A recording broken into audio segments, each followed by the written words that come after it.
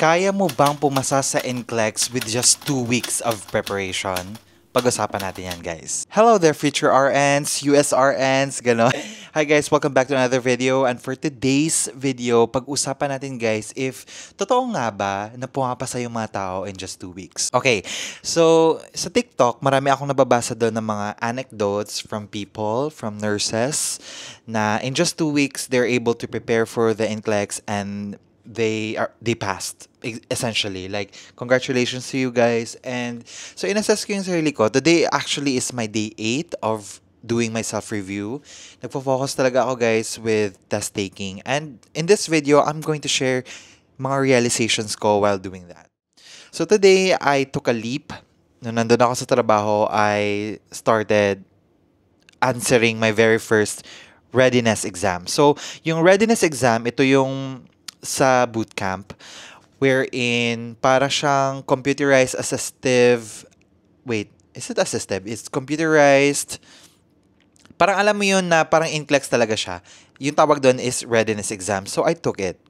Tinok ko siya. Actually, nasa trabaho ako. And 3 hours, di ba yun?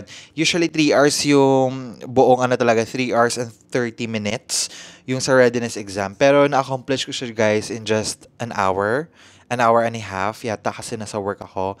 And limited lang yung breaks ko. Pero I tried.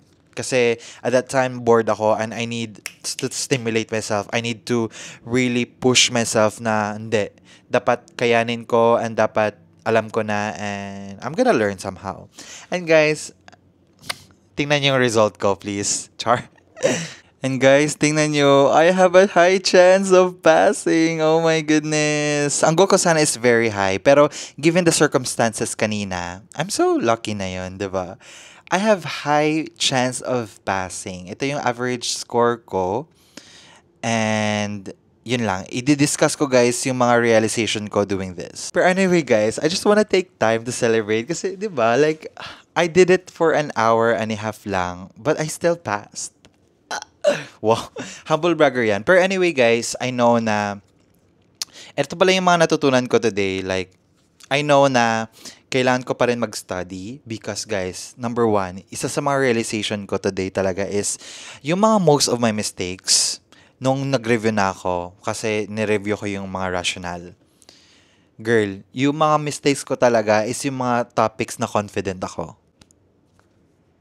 Yung mga topics na alam ko and I know and I'm familiar with, doon pa ako nadali talaga. And it's really humbling, guys, to be honest. Like, I was like, oh my God, I thought I nailed this. I thought magaling na ako dito, pero bakit ganito? Ganyan. So, yun ang number 1 ko na na-realize. And number 2, most of my mistakes, guys, are just carelessness talaga. Like, number 1, yung tanong pala doon is, according to these symptoms, which one needs follow-up? Follow-up pala. So, ibig sabihin ng follow-up, ito yung mga kailangan mong i-correct. So, you are looking for a wrong answer. So, minsan yung na-highlight ko or napipili ko is actually the right answer. Parang alam mo yung ganon. So, carelessness talaga is one of the factors na marami kang mali. So, you have to read and you have to really understand the question. Yun lang. And, okay, so number 1 is, most of my mali are the basic questions that I know. Number 2 is the carelessness. You have to read the words. And number 3, wag talaga magmadali, guys. Like, today, na-realize ko na I should have took my time, I should have read more. Yung naging attitude ko kasi guys, every time nakaka-encounter ako ng hindi ko talaga familiar, parang deep inside my heart, nag-give up na talaga ako agad-agad. Like parang, okay, I give up, I don't know this. Pag nakita ko yung gamot na hindi ko familiar, my initial reaction is just to give up. Like, oh my God, I don't know this. Parang ganon. So, I have to change that. I have to change that mentality. Kasi naapektuhan agad guys yung performance ko. Like, naiirita ako, naiinis ako, feeling ko mag-fail ako, ganito, ganyan. So, dapat hindi ganon. Dapat always have this mindset talaga na parang na-realize ko nga, dapat naging proactive ako. Like, okay, hindi ko to alam ha, but as a safe nurse, ano dapat kong gagawin? 'Di ba? Like, as a safe nurse, ano yung magandang gawin dito? Baka gets ko din naman 'to, tingnan ko yung mga keywords, ganyan, ganyan. So yeah, attitude is very important guys when taking the NCLEX at yun din yung isa sa mga na-realize ko. So wag magmadali, basahin talaga yung tanong. Always be positive. Kahit hindi mo alam, just pretend that you know it and always ask yourself, what would a safe nurse do? Kasi feeling ko ha, sa NCLEX talaga guys, hindi naman nila titingnan kung mali ka dun or hindi. Feeling ko kahit mali yung sagot mo, pero pag na-detect ng computer na, ito, pinili niya pa rin yung safest answer.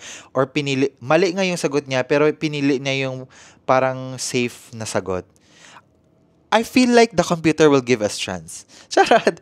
Kasi 'di ba, hindi naman to guys pagalingan. This is safe ka ba talaga? Are you a safe nurse? Are you a good nurse? Are you willing na nurse na mag-learn? Alam mo 'yon, magaling ka ba sa delegation? Yun lang yung mga na-realize ko today and excited ako guys kasi out of 100 questions, I was able to pass them with the given time I had. What more sa actual exam, I will be given 3 hours, 5 hours, I don't know. So, this week, parang, siguro yung ipapractice ko this week is, like, kailangan ko mag-practice talaga magbasa. Kailangan hindi ako maboard. Kasi guys, number one ko talaga na isa sa mga, problema ko din is nabilis ako maboard. Like, naboboard ako pag hindi ko talaga alam, nag-give up na ako. So, that is something that I have to work on. And I'm glad I still have so much time to learn, to read, to understand, and to learn. Just learn. Question guys, kaya ba yung 2 weeks? Personally, for me, yes. Based on my performance. But, maganda pa rin na mahaba yung preparation mo para sulit na sulit at satisfied ka talaga sa efforts mo and you have the confidence and the knowledge and the preparation para pagpunta mo dun sa testing center, excited ka na to answer because you did everything that you can. Pero, my experience can be different from yours and honestly, follow your gut instinct. Kung kaya mo naman guys and you have the confidence at alam mo yung mga principles, you can do it. You can literally do it. Walang ibang kayang gawin yan except you. Kayang-kaya mo. Yun lang. Guys, I hope you learned something new today. Prepare and prepare and prepare. Answer many questions and learn from it. That's it. See you in my next videos.